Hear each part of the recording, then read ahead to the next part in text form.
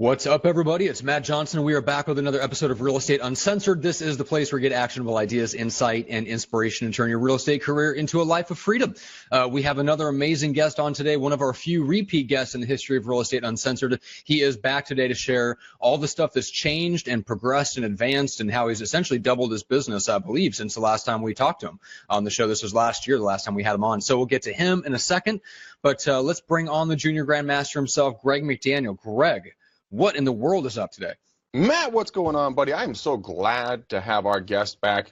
You know, Trey is a guy that I talked to a long time ago, you know, he was the first one to ever be kind enough to send me something as a thank you for the coaching call. He sent me a cake from New Orleans, and it, by the way, was phenomenally delicious. And I still have my Mardi Gras beads that live on the light that is right to my left. So he's going to be just awesome to be coming back, and he has just, I mean, he has radically transformed his life and his business in such a short amount of time. It's just, dude, Trey, brother from another mother, man. Dude, welcome. Hey, guys. Thanks for having me back, man, for a second time. I'm freaking thrilled to be here, and I think today's going to be a lot of fun. I'm going to drop some knowledge and some nuggets. Drop it like it's hot. That's right. That's right.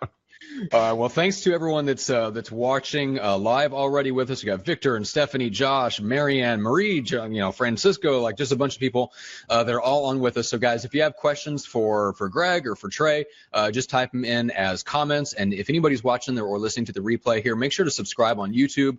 If you prefer the audio version nestled between your ears where we so belong, make sure to go to iTunes or Stitcher and subscribe there. And let's kick things off with a question here. This is about listing presentations or consultations, whatever you want to call them. Mm-hmm. So this is from the lead gen script objections page. Nick Walker says, do you bring a laptop or a tablet to listing presentations to take notes, or do you use pen and paper? I know a lot of agents will bring a tablet to use as part of their presentations, but this is specifically a note-taking question. So Trey, let's start with you. So when you go into a listing presentation and you're just kind of asking your pre-qualification questions and stuff like that, are you bringing a notepad? Are you bringing a computer? Are you doing a tablet? What are you doing? So that's a great question. I've got this black journal I bought from Office Depot, man, and it's like it's my journal. Everything's in there. So show up to a listing appointment. First thing we do is we open it up. We have, just general questions that we ask them. And I take notes, man. I'm old school. Same thing, walking around the house as we're doing our tours. We're taking notes. My presentation is on either a laptop or a tablet. And I will tell you this. The listing appointment, whether you're going in and you think it's going to be a layup and you think you're getting the listing or not, and instead of showing up in there always, with just like a CMA or something, always be prepared to give a full-blown listing presentation, because you never know if they're going to interview anyone else or not. So if you're prepared and you have a really good listing presentation, it lights out. Yeah. That's like totally polar opposite to what I do. Why is that opposite? You mean because you don't take notes at all, or you're never prepared to do a full listing presentation? Like, what do you mean it's polar opposite? I am always prepared to do a full listing presentation, Johnson. But I bring my booklet, which I've shown you guys 100 times. I bring that in, and that is my listing presentation. My business partner, Chris, does it a different way. We all have our own styles, so whatever works for you, stick with it. I'm a super lazy. I'm super casual. This is going to be challenging. As my team erupts in laughter behind me. Come on now. I did. It's right over here. Right. But yeah, it's something totally different. But I think that in different areas, you have to act differently. So you want to be like your clientele. Are you correct? You dress like them, you act like them, speak like them. So if you're working in downtown Manhattan, you're not going to be wearing jeans. You're going to be wearing a suit. Right? Out here in the East Bay, you can be rocking jeans. Down in Silicon Valley, I bet you can probably show up to a listing presentation in a T-shirt, because everyone wears tech is a tech company. But it's just, that's how we just do things a little bit differently around here. All right, wait. So back up a second. I get dressing the part, but what do you mean? Like, you're taking notes on a tablet, or are you taking notes at all? No. What I'll do is, where's one? So here's one. I'll do this. I have a listing sheet, like a title sheet here, and I'll just write notes down on it. I just write notes down so that, like, here it is, like this one. I just took notes on it, wrote information down on it, and then I take it back, and then I put all that stuff into a formal CMA, which I can run the numbers down. Right. Because that's, So for those that don't know, Greg has a two-part listing kind of closing sequence, which is the initial meeting, getting to know them, going through the house, then going back, doing a formal CMA, coming out, presenting the CMA, the marketing plan and stuff like that. And then when you're presenting your listing consultation, essentially going through your booklet, right? Your brochure. Mm-hmm. Yeah, flipping through it, using verbiages like us, we, team, now, working together, introducing the team. But you're not flipping through like a tablet and stuff like that, yeah. No, I could, but I haven't. And Trey, I have to say this to you. Josh Bryan made me say this to you. Well, War Eagle. Yeah, go Tigers. Okay, I'm like, what the hell does that mean? He's an Auburn fan, man, and you know, Auburn, Alabama, and LSU are a pretty big rivalry, so we give each other a hard time all the time. Yeah. Oh, okay. We got Matt's a football guy, so Matt understands. Go Tigers, baby. I used to live in Baton Rouge, so you got to go Tigers. What? How do I not know this? I don't know. I used to live off of Plank Road, right just north of Zachary. Yeah. Well. Yeah. That is a small. So the last time we still have friends down there, and we heard about the flooding. Like literally, the subdivision where I used to live was all underwater. There was a massive pond behind my house in the subdivision where we lived. There were alligators in it at that time. If we would have lived there when the flooding came, there potentially were alligators just like floating past our house. Oh hell no! Well, Matt, you and I are gonna have to talk off camera about Baton Rouge, man. You just blew my mind. It's been a while, but I love Baton Rouge. So anyway, go LSU. Right. They should always beat Auburn. But all right. So second question, follow-up question from Nick is, how would you feel as a seller if someone brought a laptop to take notes and write your answers down? Do you feel it's more personable for handwritten, or do you think computer is better? I'll chime in here real quick myself first, because I do both. I mean, I'm notorious, and Greg knows this, for taking copious notes on every single call that we are on. I was so much so that I am the unofficial person that takes the meeting notes of all of our stuff. Thanks, Greg. And our official one for our new corporation. We just assigned him secretary yesterday. Because nobody else is going to do it. We know this. I mean, Greg's not going to write anything down. If you did, half the stuff wouldn't be spelled right, and we can't tell what it was anyway. So, and then Aaron's the same way. So I'm known for taking copious notes. So in reality, whatever works is best. But I do think it is more personable when you're sitting there and you can look at somebody and you're not like looking up from behind your laptop and tap, you know. So I think, you know, making notes to yourself, whether it's on a listing sheet or whether it's on a notepad, probably comes off as more personal. Trey, I would imagine you probably experimented a little bit, but it probably feels a little bit better just to write stuff down in your journal. Yeah, couldn't agree with you more. Journal's my first choice. I think, again, it depends on kind of what Greg said earlier. You kind of tailor some things to your clientele. So if you've got like a young millennial that's like super like, you know, into technology, and you wanted to take notes on your smartphone, that's probably fine. Those guys I don't think would look down upon you. I mean, my daughter's in seventh grade. She's in first grade. She's 7 years old, and they all have right. I know, right? Same difference. They all have MacBooks, you know what I mean? MacBook Pros, wow. Like that's what they do. You know what I mean? She's 7 and she knows how to operate a computer better than most adults, which is crazy. So I just think it just really just depends on your clientele. If they're younger, that's fine. But I'm like you, Matt. I'm pretty old school about a lot of stuff that I do. But yeah. You know, we had a young guy, 19 years old, interview to be on our team. Wasn't going to be the right fit for him to be with us, but dude, he legitimately goes, I can type faster than I can write. So he just went right to his iPhone and was reading off the notes and questions that he put onto his iPhone. So yes, next kid, no joke about how these younger kids can just type way faster and operate a computer way faster. Yeah. Now, if only Apple in their infinite wisdom could come up with something that's user-friendly for the rest of us that are not 10-year-old kids, that would be nice. All right, so there's one more question here that caught my eye that I'd like to have you guys take a run at, because it's an objection handler. So this is from Dawn Pastora. She says, on a circle prospecting call, the person's had their house since 1988, so they've lived there for almost 20 years. The person says, quote, I know I can sell it for a lot, but I'd have to buy something else, and it would cost just as much. So, Greg, let's start with you. How would you handle that objection? I tell them to stay put, man. You know, Really? it does nothing for them. I mean, unless they're going to be able to take their property taxes with them, and if you're over, was it 55 or 65, you can only do it one time. And there's select counties in California we can transfer your property tax one time. But I mean, if you've been in the house for a long period of time and you're going to have to go to a higher tax basis just to get basically the same thing, what the fuck is the point? There's no point. I mean, Okay. that's going to be a disservice to that client. Yeah, you're going to get a paycheck, but did you really service your clients? No. Unless they have unless there's a want or need, like maybe they're in a 2-story and maybe one of them is getting older and the stairs are an issue, but there's workarounds around that, or maybe it's an area that's gone down south, in regards to the neighborhood, or maybe Matt Johnson and his kids moved in next door. Those little wood denters are just destroying the neighborhoods, denting the concrete. That brings property values down. It sounds like they're filming the sequel to Jumanji next door. Yes. Oh God, that's funny.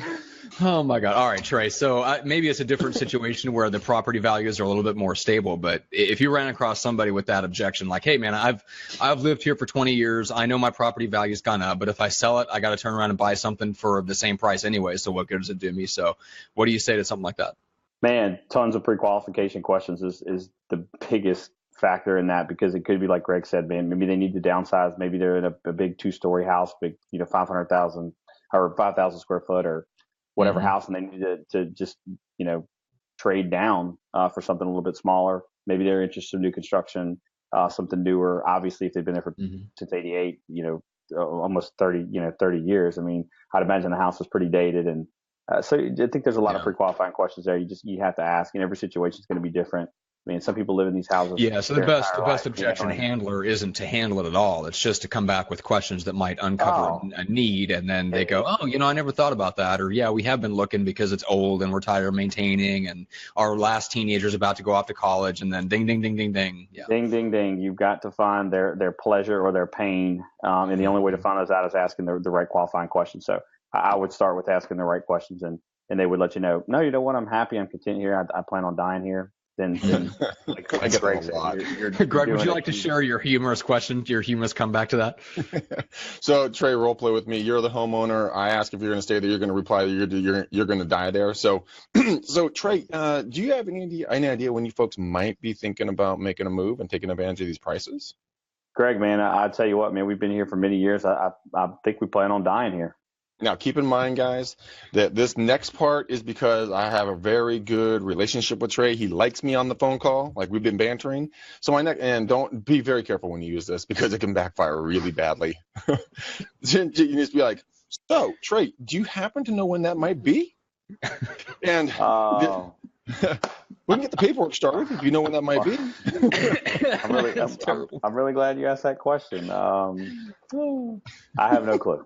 I don't even know what do you say to that? Like, yeah, we had a meeting with hospice last week, and they're actually coming to stuff in my house, and it might be a week or two. I'll make sure one of my siblings. Like, funny you asked. I'm actually dying of horrible disease. Yeah. God, I've been given 3 months to live, so you might as well come on over now. Let's get ready for these things. Yeah. Oh my God. So pre-qualification, we're bringing a property on tomorrow, actually, for about 1.8. Are we still at 1.8, Aaron? Nope, we dropped it. We're like 1.6, 1.7, somewhere in there, whatever. But they literally said to us, like, hey, we're gonna die in this house. But you know what? You know why they're gonna move?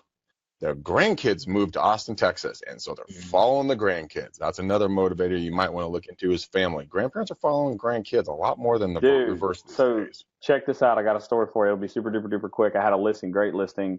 The mom was actually moving to Lafayette, which is a suburb of I say a suburb. It's 45 minutes south, I guess, more west from Baton Rouge. Long story short, she was moving there for her daughter who was pregnant, having a baby. The son gets a job, moves to Baton Rouge. She calls me last week and says, Trey, I hate to do this, but we're going to have to withdraw the listing. My daughter's moving here. Yep. That sucks. Yeah, that's yeah. It's all good. Darn grandkids. Making up on to the next one. That's right. All right, guys. So let's. A lot has changed in your world, Trey, and we want to hear all about it. So let's start with just the basics. So you changed, literally everything. You kind of restructured your business. You changed brokers and stuff like that. So take us back to kind of where you were at and what you did last year, and then walk us through those changes, and we'll kind of tackle them one by one. Yeah, perfect, man. So in 2015, finished out with about 60 transactions for probably, I think we're right at 12, maybe 11 and a half and some change. With myself, I had a part-time administrative assistant, doing well. I think I told you guys I invested in a lead generation platform and had a bunch of leads falling through the cracks, and kind of realized like, all right, cool, it's time. We really need to leverage this business and bring on a team inevitably. So in 2016, man, I tried so hard for so long to find the right person as a buyer's agent, and I just couldn't find that right person. So continued to pay for the leads, had the platform, and it's just crazy what happened. It was just a really good market, low inventory, real heavy on the listing side, linked up with a developer. My builder was moving removing some specs for my builder, did a couple customs. Man, long story short, as a solo agent who tried to hire a buyer's agent in 2016 with no success, looked back and finished out with 113 units for right over 20 million in volume. During that same time period, switched from Donnie Gyro Real Estate, which was a small boutique brokerage. We did a lot of commercial, we did a lot of residential, did some property management stuff. And they inevitably were approached by Berkshire Hathaway to transition both the commercial and the residential side. Residential saw a huge opportunity. Commercial said, we're kind of on the fence. Ladder and Bloom, who is a larger commercial firm here, approached Donnie, who's my old broker and partner, was actually bought out by a company called Ladder and Bloom here locally. So company split, went two different ways. Donnie went to Ladder and Bloom. We took Donnie Gyro Residential Real Estate 1, which is a residential side, and we linked up in May of last year with Berkshire Hathaway Home Services, and haven't looked back, man. It's been a great transition, man. It's a great company, resources, marketing, training. It's a very elegant brand. It's a lot of people here aren't familiar with the brand, so we're having to educate people, but the people that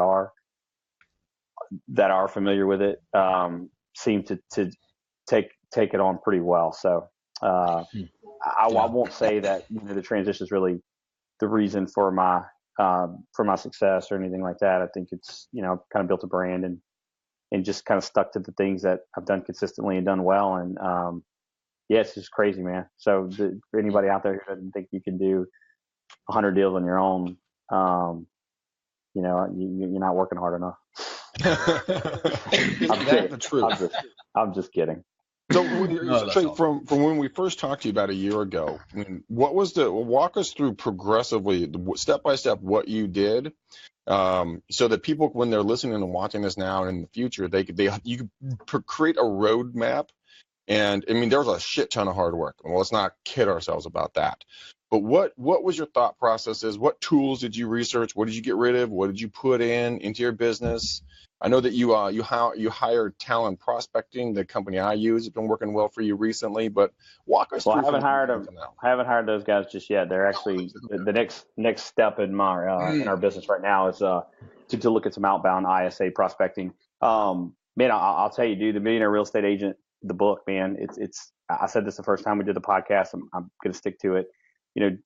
Basically kind of designing my own 33 touch, which is really inevitably like a 24 touch, and just different pillars of your business. So sphere of influence, past clients is 87% of my business. It was last year at least. And This year I'd like to see that turn a little bit. I'd like to, as funny as this sounds, bring it down a little bit. And we want to increase our internet lead generation business a little bit. I'd love to see Talent or one of these outbound ISAs or inside ISAs help us to increase some cold calls, expired listings for sale by owners. But what my big focus on and always has been is my sphere is huge. Grew up in Baton Rouge, been here my entire life. I've just made it a point to prospect every day, minimum 2 hours to 3 hours every day. And then we do I pay for Zillow leads. I moved over to Boomtown this year. We're working with conversion before. So, we're doing some PPC with Boomtown. We're doing some Facebook ads with Boomtown. One of the things that I talked about last time was, first thing I do during the day is when prospecting time starts is, get on Facebook and I look to see whose birthday it is. And these are easy calls. People aren't getting calls for their birthdays. They're not getting handwritten notes. They're, probably getting some text messages and people are writing on their wall. So that's an easy call. I just finished the book, The Go-Giver, which is a great book if anybody hadn't read that.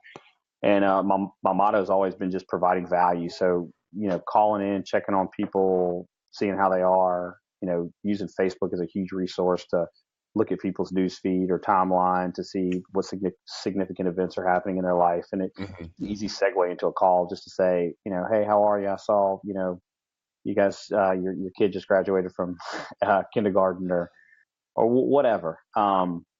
Just an easy way to reach out to somebody and just get them on the phone. And the Ford script's what I use a lot: family, occupation, recreation, dream. So if you guys aren't familiar with that from How to Win Friends and Influence People, I mean, that's just a strong script. It's easy. As long as you sound genuine in your conversations and really listen to what people have to say and put the focus on them and just inevitably just be a good listener, and provide value when you can. And as simple as that sounds, that's really about it. So you're people minded, not commission minded. And if you can bring value to somebody or just go out and have an actual conversation with another human, holy crap, that's so weird.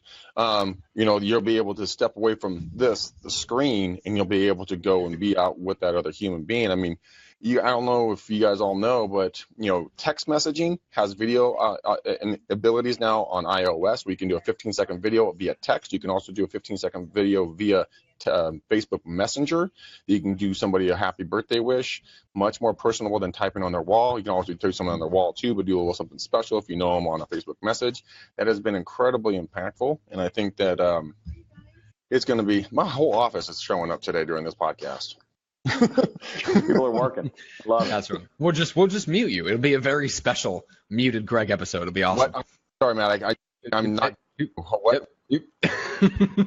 All right. And look, real quick, one of the things I didn't mention that I do want to mention is I had a huge mindset shift last year. Okay. I've always had a coach. We put some pretty ambitious goals down, which my goal was to do 100 transactions last year as a solo agent. We actually had kind of planned on me having a buyer's agent in there to help me with those 100 transactions. So, but it was just crazy, man. I just big mindset shift. And once I realized that literally anything that I put my mind to in my entire life, as long as I've been consistent, I've been able to accomplish it. So that's just how I roll. So true, man. It's so true. I did a call with a gentleman last night, and I couldn't crack him on the McDaniel challenge until like an hour and 15 minutes into the call. Then I'm like, holy shit, I know what your fucking problem is. It's mindset. He had been told no so much, in his life, and he's like stupid smart, like ridiculously smart. And so he has always been holding himself back because it's the same thing. His mindset was in the wrong place. He thought that he couldn't be as smart as he was, and that people would criticize him for being what he was doing, what he could be. And so we got him moving, and he's pumped and he's rocking and rolling, from here on out. But it's like you, Trey, you realize you can achieve more. You can achieve anything you want. Anything you want in this world, you can achieve. And you just have to know what you're going for, right? That's it, man. And just believe. That's it. A lot of personal development. I read a lot. I listen to a lot of podcasts. I was picking on Matt earlier today before we got on the call today. Matt seems to be the uber successful podcast host of all podcasts real estate related in the world today. Congratulations, Matt. Thank you. He is a podcast. At least all the ones that Trey listens to, which is good. I poured the market on Trey. Yeah. shout out to our boy Jeff Cohn out in Omaha, Nebraska. Yes, that's right. The team building podcast. All right. So there's a good question from Adam Wallace. He says, 100 transactions, did you have an administrator? And I want to do a follow-up question on that as well, as far as how many of those were listing versus buyer deals. So Trey, give us the breakdown on what those 100 transactions were. I tell you what, yes, let me pull that up because that is the one thing I didn't have in front of me. But anyways, yes, to Trey. answer your question, I did have an administrative assistant, statistical So report. she was working like part-time or something, right? It Yeah, wasn't even she was working full-time. part-time. So I brought a full-time administrative assistant on in 2000 and in August of last year. So believe it or not, as crazy as this is going to sound, my wife, which I do not recommend this, and sweetheart, if you're listening, I'm going to go ahead and apologize now.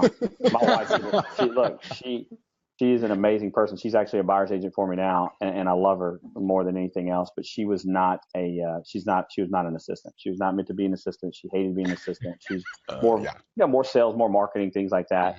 She's super talented. But she was not a good administrative assistant. Some people aren't, man, and that's good. You Yeah, guys that would found be that out horrible. so soon.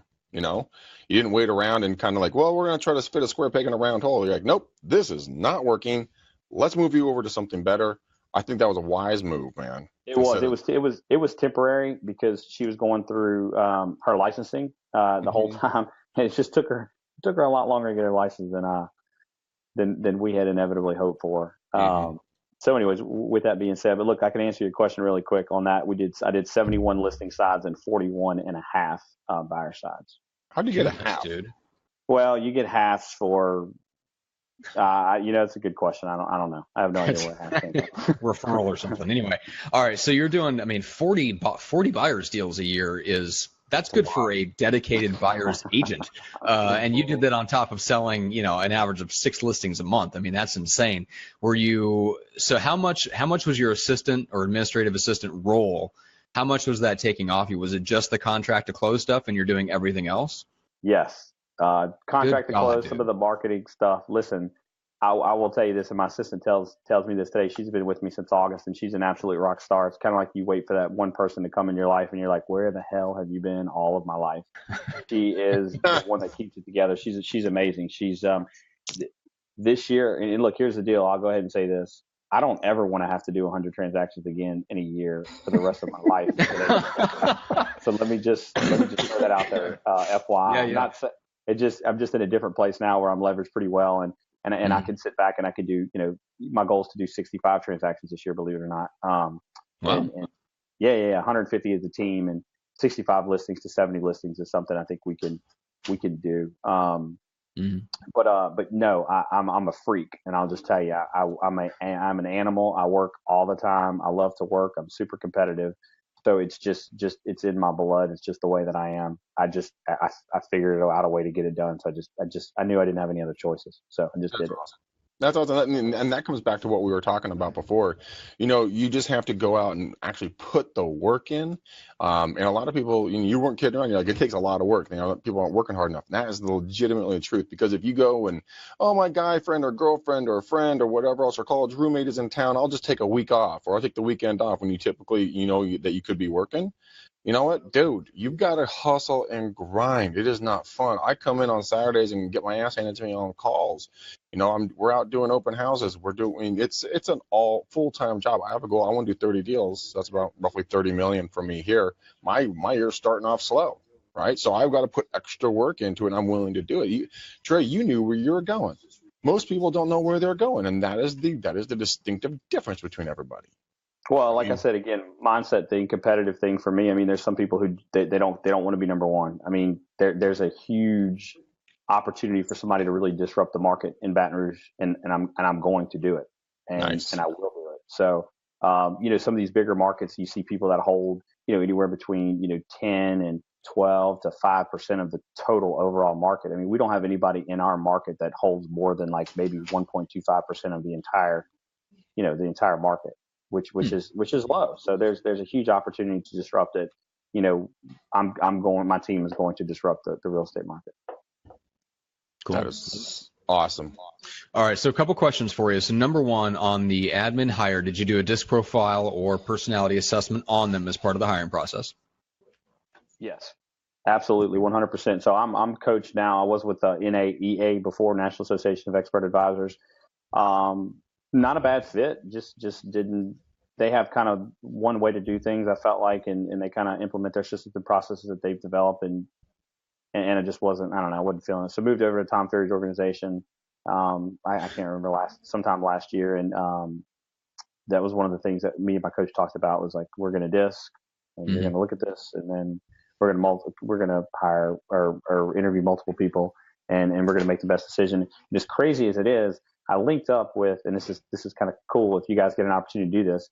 I linked up with another agent and works for another broker, but it's a good friend of mine. And she put out this really, really good looking article to hire an administrative assistant, because her administrative assistant left. And I said, hey, look, Brittany, by the way, would you mind sending me a couple of those resumes if they don't work out? Because you can only hire one person. So I would imagine there's going to be some pretty good resumes in the stack. So we were inevitably hiring the same exact position, same pay. So it was really easy. I just kind of leached off of her applicants. And so I brought Susan in, which is crazy because her application actually came in after she had already hired and after I'd already talked to like 3 people. She was a big-time interior designer here in Baton Rouge for 30 years. Her husband works for Oracle. She's moved around the country. She was in Dallas, and she was doing interior design for one of the top builders in Dallas. And she tried to retire and just was bored. And like I said, look, I'm a big believer in karma and fate. And, I think it was fate that her resume landed on my desk. And my wife and I interviewed her, and she was a great fit. And she is literally the nucleus that keeps this business going. So. So we're really fortunate to have her. Yeah. I have one of those too. And it is amazing. Amazing, I say. And if you guys see me fidgeting, it's like Lucifer's waiting room in my office today. I don't know what is going on, but oh my God.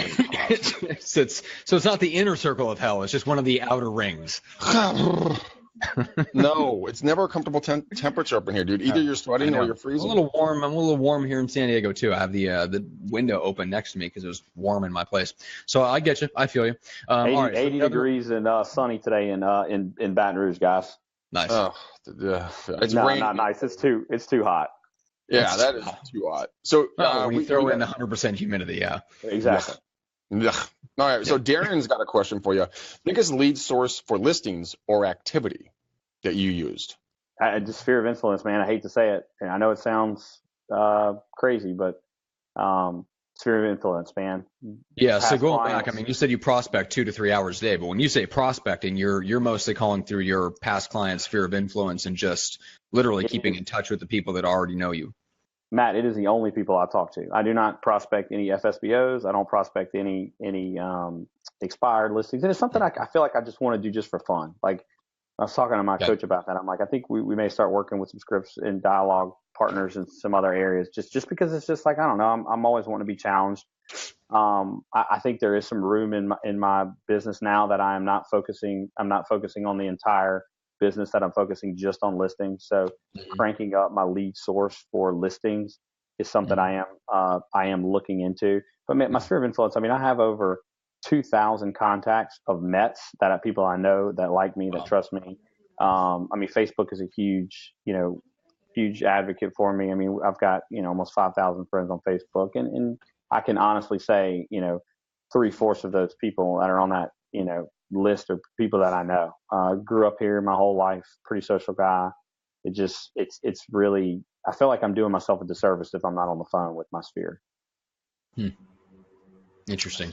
I actually was experimenting with that today a little bit. I'm starting to work my sphere a little bit more, just because a lot of the folks. Oh, shush! I for one am shocked, Greg, that you would actually follow up with the people that already know and like you. God. He enjoys. How have I known you for 3 years and you're just now working your database a little bit? You've been with Viral for 2 years. I got my first lead from Viral. I watched the videos of Greg getting his ass whipped on Circle Prospecting Facebook Live, which is always pretty insane. That's always mystified me as far as why Greg would rather do that than call his sphere. There's 6,000 people in that database that probably knows exactly who Greg and his dad is and would welcome a phone call from either one of them versus the people that don't know who the F Greg is. And yet still you continue to call them. Oh, shut up. All right. Sorry, we're going to beat up on you a little bit. God, you two. This is a friend zone. Body blows. Hey, we're not going for the moneymaker. We're just hitting the body a little bit. Just working the body. Okay. All right. Let's move forward here. So let's talk about how we do have a really good question though before we move on too much. So, well, two questions. So number one, Sal asks, how big was your sphere of influence when you started compared to now? That is a phenomenal question. But then Peter Williams says, hey, what's the script for actually asking for the business when you're on the phone with someone that's in your sphere? So let's cover that before we move on. Yeah, man, excellent question. So yeah, my sphere of influence has obviously increased. My past clients obviously increased. I started my first year, and the first year I was in the business, I did 36 transactions. Again, sphere of influence was super heavy. We were just starting to get into some internet lead generation. Nothing really crazy. I mean, were you one of those guys that like when I got in, like my buddy who played football in Omaha had just a huge circle of influence in his city. Like we sat down to write up our like databases and we used like a memory jogger and stuff like that. He came up with over 1,500 people that he was able to find like mailing addresses for and had a relationship with, and they knew who he was or whatever the case was. Like, were you starting with kind of a database of that size? Yeah, I don't know if you guys can see that or not, but can you see how many contacts that is? No, it's a white screen. No. So turn it to an angle. Slightly sideways. We got a ways. Anyways, right. just to save you guys this, I got 1,678 people on my phone. So exactly what Matt just said. So all I did was I took my contacts, I exported them into an Excel spreadsheet at that time, and I just rolled. Facebook again was huge. So whoever's number I didn't have in here, I would go on Facebook and I would just say, hey, look, I just wanted to let you guys know, just got in the real estate business. If you guys know anybody looking to buy, sell, or invest, keep me in mind. Oh, by the way, can I get your physical mailing address? And this is the phone number I have, and just make sure I've got the email correct. I'm going to be sending out some items of value throughout the year, and just wanted to keep you on my list. And people were really like, yeah, absolutely. And cool. And I think if you're genuine about it, and they know you're just kind of getting started, and you really want to provide value and help people out, I mean, they will be your biggest advocates in the world. They'll tell everybody about you. And anyway, so my database, I mean, it probably started out with, I'd say, at least almost 1,000 people, if not 1,000 people. And then since then, it's obviously grown. And these are just people on my cell phone. Obviously, I have my database it's got about 2,000, and I have phone numbers and email addresses for every single person in there. Yeah, that's great. It's phenomenal. Greg, and you're muted. So we have our Boomtown, which has another 2,500 to 3,000 people. Right, I'm just the straight leads. Yeah, those are not bets. I don't. Yeah. Yeah, so that's been one of the issues with Greg, who's still muted, by the way, gloriously. So I'm going to fill in and chime in for him. But no wonder. I'm like, why are you talking over me? God, it's because it's on you because you're muted, so we can't hear you. But so I mean, there's probably a good, I would imagine, probably 1,500 to 2,000 that are in your database that you guys probably personally know out of those 5,000 or 6,000. 5,600. Yeah, I know that's the size of your total database, but I know a lot of those are leads, right? No, not very much of them. No, we keep those separate. A lot of these are people that we've built up over the last 35 years here in the area. Some of them are vendors, and got a few straggler agents in there. With the majority of them, those are people we met door knocking, calling, relationships. We have like how many people on the party list, Eileen? Like 500. About that. We're about 500 people that are like our go-to people that can they would walk up to us and say hi to us on the street, and they get invited to all the parties we go to. I mean, that's kind of the size that we have right there. And that's interesting. Yeah, it works. Yeah, that's really well. Good. And how other than inviting them to parties and stuff like that, I mean, is anybody calling them? Yes, we have Phil from Talon. He's going to be, we just gave him access. He's going to be calling them and touching base with them quite on a regular basis. Chris does a lot of calling into the database. At least he used to. I'm a little louder than most humans. He works from his office and in his house, which is a wise move. I'm shocked. Yeah, I'm shocking you all over the place apparently today. But hold on. Adam, Greg, do you do client appreciation parties? Yes. And they worked so well, we stopped doing them. So we did a Cinco de Mayo party. Was an absolute blowout. Dude, we'd have 400 or 500 people roll through that thing. It was a zoo. So I was talking with a member of our team, and we want to do a couple of different parties this year. So we want to do what's the horse race? Everybody drinks green juleps. Kentucky Derby. We're gonna maybe do a Kentucky Derby event, and then I have an idea for an event down at a local bar, and I want to do an Oktoberfest party. You know, be a part. The bar would host us in the back. They'll bring in, you know, German beer. They'll cook German food for us. And people, because the bar's going to love it because they can get more business. You know, if people want a different type of beer or a cocktail or, you know, chicken wings, they can go inside.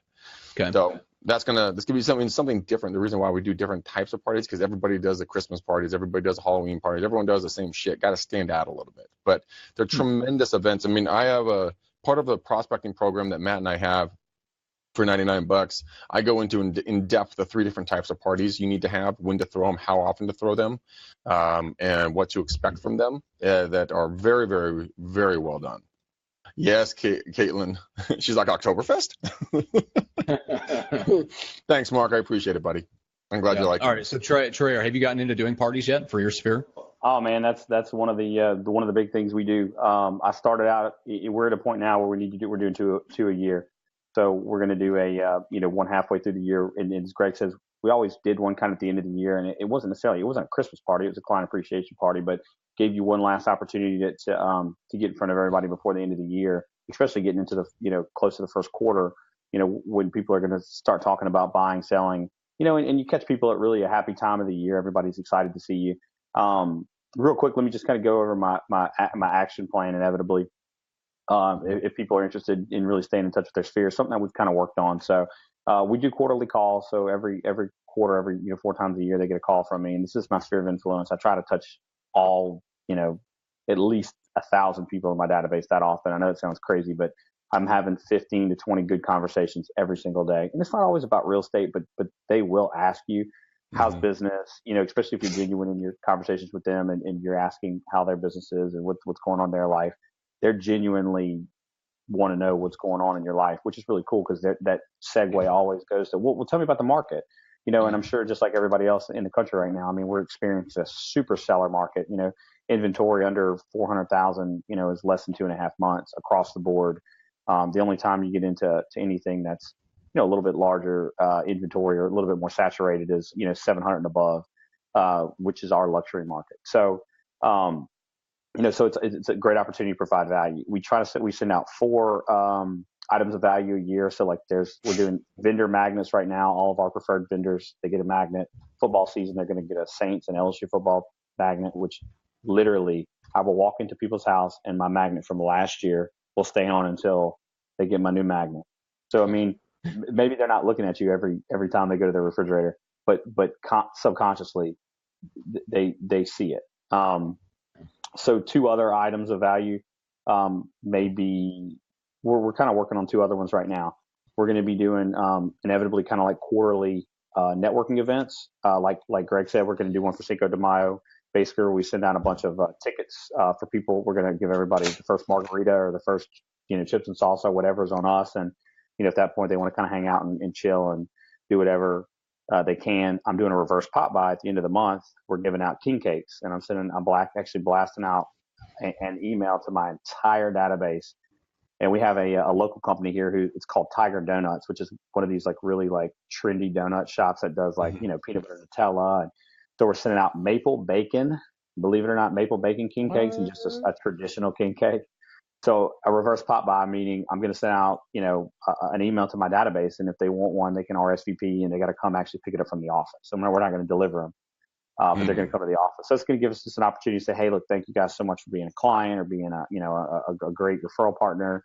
We just want to say thanks. Here's a king cake.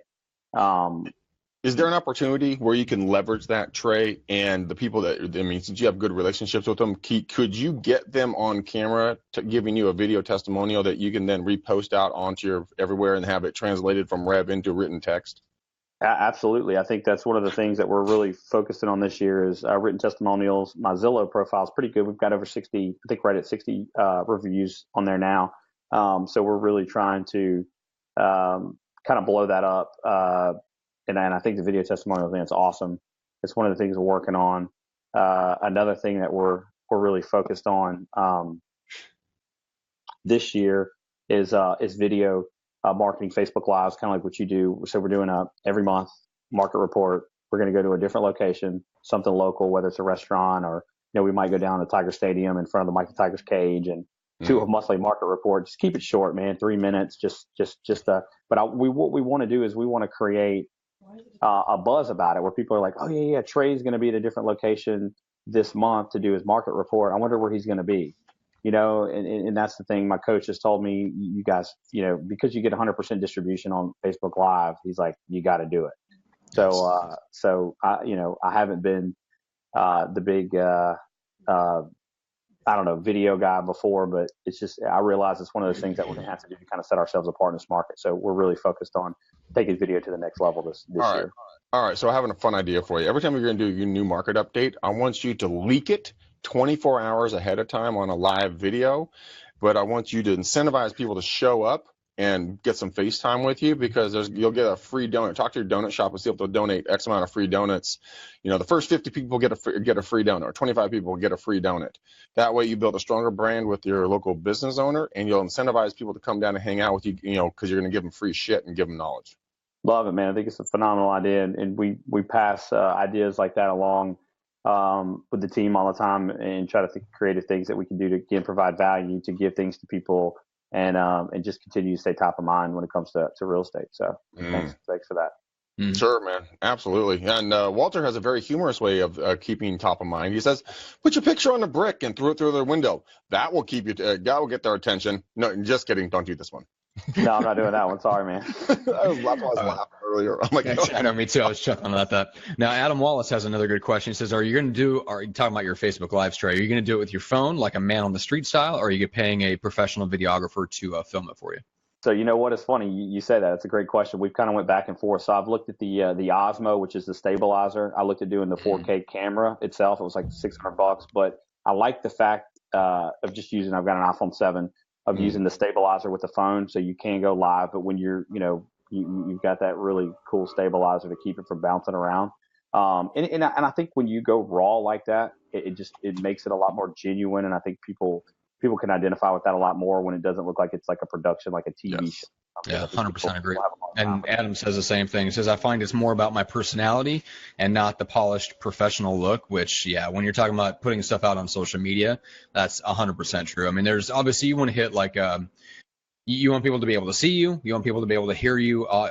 Good quality audio is really important. So having like a plug-in, lavalier mic that plugs into the iPhone 7. But if anybody is signed up on Viral Marketing's list, you might have seen this episode go out. But Frank and Scott from Viral did like a whole experiment where they pitted their super high quality $5,000 Canon HD camera that shoots in 4K versus the iPhone 7, and that footage is indistinguishable to the naked eye unless you go in to the back end and you do some serious color correction and some high end like cinematic effects that you can do on the back end of like super high def footage. To most, like the average person can never tell the difference between an iPhone 7 footage.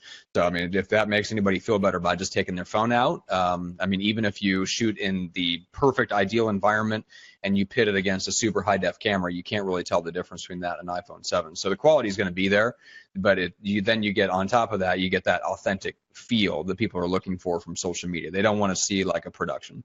Well, you can't go live with a DSLR camera. I mean, I have a Canon 70D. Went and spent the money, bought a it's really nice lens, and said, we're gonna film these like super high quality videos, and we're gonna edit them, and we're gonna send them out to our database. I bought the camera last year. I haven't done it once. The only videos that we've done is market reports on my iPhone, and they're fine. You can't go live with those. Yeah. No, you can't. I mean, the camera, if you want to do something live and go live with a really high quality camera and do a production style shoot, it would be this. I'm posting it into the link. It's the Mevo camera, very, very high end. I believe it shoots in 4K. If you want to, but it's a full production studio and this itty bitty teeny weeny tiny thing. It's like $400. Auto tracks, has a stand. It's all got all kinds of cool stats. So if you want to shoot high def and go that way, I would highly recommend the Mevo. Yep. Really good stuff. All right, Trey, so remind people of where you are at, and then how can they connect with you to send you referrals? Yeah, man, I'm in Baton Rouge, Louisiana, which we work the greater Baton Rouge area, which is we have parishes in Louisiana, no counties. So It's a pretty big range, kind of north, south, east, and west of Baton Rouge, kind of the ring. Anyways, man, I handle all residential, new construction, resale, foreclosure, short sale. We do everything. And Facebook is an awesome place to reach me. Trey Willard, just my personal page. If anybody ever wants to reach out, I've had many people call me on previous podcasts. Did one with Pat Hyben, did my first one with Greg and Matt, which again, thank you guys so much for that opportunity. If you guys just want my cell phone, 225-413-4835. You can call me, you can text me, and we can set up a coaching call, or just if you just want to pick my brain or vice versa. I love to mastermind with other agents, especially anybody in like the team building world right now that are having questions or having some success in certain things. I'm definitely always in learning mode, and would love to hear from you guys if there's any questions or anything I can help you out with. So that's awesome.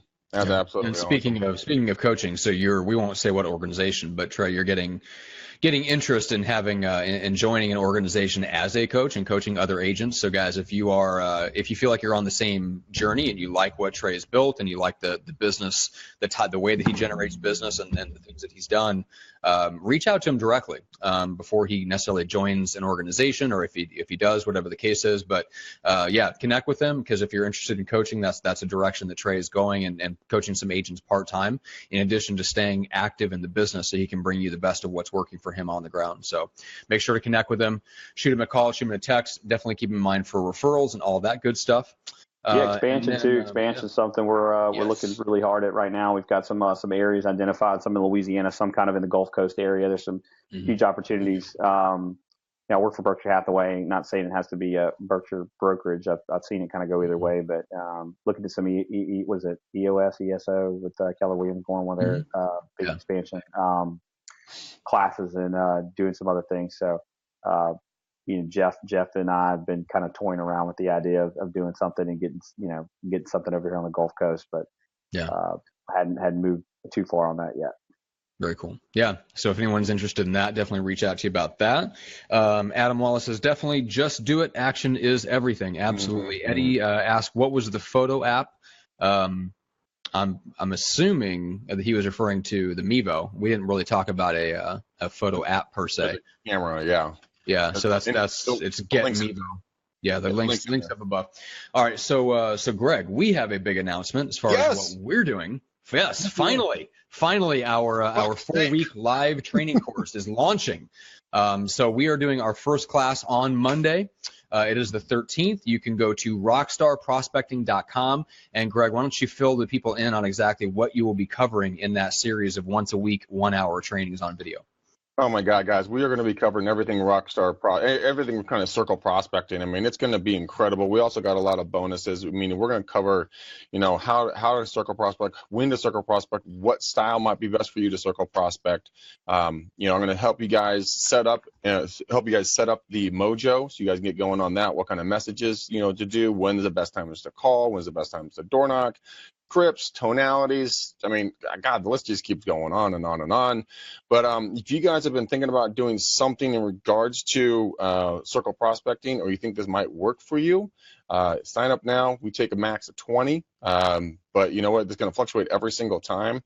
And you guys also get the recordings of each one of these episodes that we record. So you'll get 4 hours of recordings, so you can go back and reference them. And you can always, if you forget something or you take a break or something like that, go back and rewatch it. And you guys can then get refreshed again. So I'll put the link in for you guys. Matt, I know I missed something. So how much did I miss? What, of describing what you're going to cover? You hit the essential points, but guys, it is a 4-week long live training class where you're actually on video together with us, just like Trey is on video with us today. You're on the inside. You're not just sitting back and watching. You are participating, interacting. We get to give you live feedback on your phrasing and tonality and role play with you a little bit. So you really get exactly what you need to be successful. It's not just something where you sit down and call into a conference line and then just sit back and then, hey, good luck to you. Good, go out there and do it. You're going to learn exactly what you need to know. The easy way to get there is rockstarprospecting.com. Which I put the link There's in. a direct link. Yep. So it's rockstarprospecting.com. That is a 4-week live video training course. It's our very first training course that we release in this format. Those of you that have listened to the show for a long time have probably heard of the farming course that we have. That's still up on the website. That is a pre-recorded, so it is not the same format. This is all of Greg's stuff. We're going to go super deep on circle prospecting. We go really deep on scripts, phrasing, tonality, why he stutters and stammers up front in the call, all that stuff, like all the inside secrets, including like the go for no script. That you've just started incorporating in the last month or two. And along with that, you get Greg's tracking sheet, which is exactly how Greg knows that he's worth $1,200 an hour when you're in the dialer seat. That's where that comes from. So you'll be able to know exactly what you're worth in your area for the deals that you want to do and the average price point. And you also get live prospecting sessions and the most recent script panel video. All that is included as free bonuses with that training course. So guys, go to rockstarprospecting.com. That's all I'll say about that. Greg, how do people connect with you? Follow me, man. Follow me on Facebook, please. Facebook does not let me have more than 5,000 friends, bastards. But I do want to connect with you guys and hang out with you. So follow me. You'll be alerted of when I go live. Like I will be most likely going live later on today, doing some more live circle prospecting, which Matt has verbally accosted me for my hard work in this industry, publicly, which I am shamed. I don't know how to. I have to make myself right again by getting 10,000 leads today. Really? 10,000? All right. Well, hey, Greg, I gave you a referral earlier, brother. Yes, you did, Walnut Creek. Moving from Baton Rouge to Walnut Creek, what are the chances of that? What are the odds? Yeah. How awesome is that? And I'm going to follow with them today. Another great gal, Mita, gave me a lead today. So, guys, if you have people coming into the Bay Area, the East Bay, San Francisco East Bay, hit me up. I am your man. I'm your Huckleberry.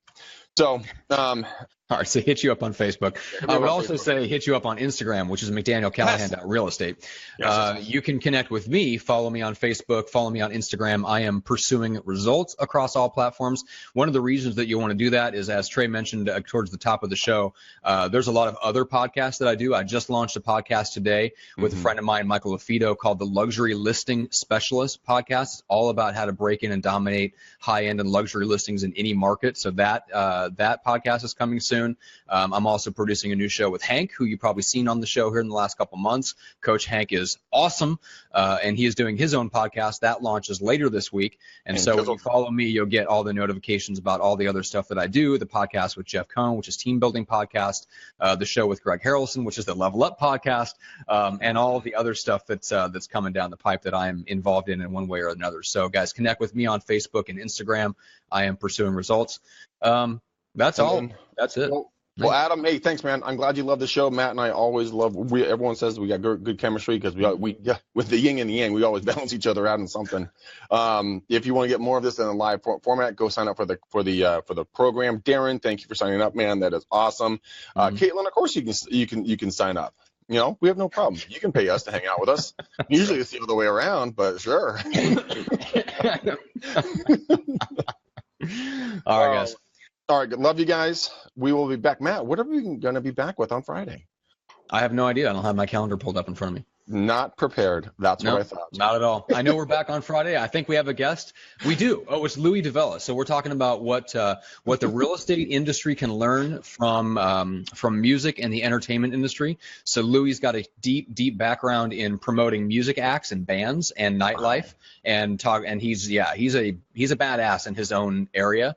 And so he's an East Coast guy. I think he's in Orlando. He's going to be talking about what we can learn in terms of putting on events, attracting attention, marketing ourselves on social media, and really building our brand, building us up as our own kind of mini celebrity. That's what we're talking about on Friday. That's going to be a killer episode. Sweet. So instead of running around naked through your downtown streets and attracting attention that way, Matt, you can now go to a different direction for your podcasting business. I'm glad that we booked him for you. Well, finally, I can stop running naked through downtown San Diego. They'll be so relieved. No more police fines that our show has to keep paying. That's right. But Officer Franklin is always very nice. So I'm sure people are going to watch this later and be like, "Not really streaks." All right, guys. Trey, that sounds like me. All right, guys. So Eddie says, Johnson, how do we follow you? Thank you for using my correct name, by the way. Pursuing Results. All one word. That's the easiest way to find me on Facebook and Instagram. With that said, guys, thank you so much. We will see everybody back here on Friday. We're live at 11 a.m. Pacific, 2 p.m. Eastern. We'll see you guys then. Love ya. See ya.